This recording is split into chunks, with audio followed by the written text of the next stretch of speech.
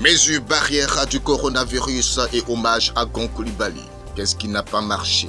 Nombreux sont les Ivoiriens qui ont été choqués à l'aperçu des images de l'hommage au défunt Premier ministre Amadou Gon Coulibaly.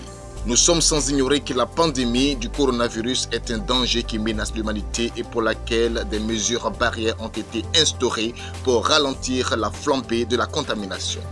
Le mardi 14 juillet dernier, pendant que même la France célébrait son anniversaire d'indépendance dans la sobriété, le gouvernement de Côte d'Ivoire, quant à lui, célébrait Gon Coulibaly dans une ferveur faisant totalement fi des mesures restrictives.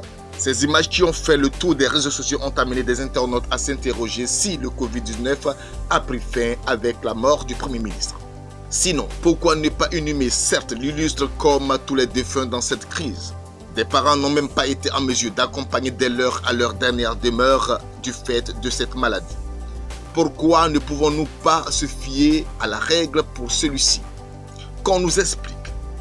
Y a-t-il vraiment le Covid-19 en Côte d'Ivoire? Si oui, la vie de ces milliers de personnes au palais des sports n'a-t-elle pas d'importance? Le gouvernement se doit de donner l'exemple dans la lutte contre la pandémie.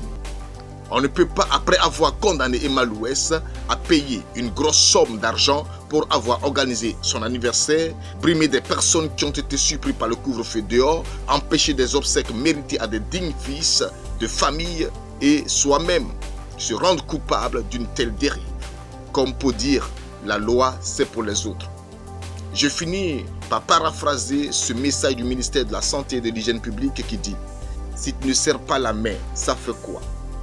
On pourrait aussi dire, si on enterre Gon dans l'intimité familiale, ça fait quoi?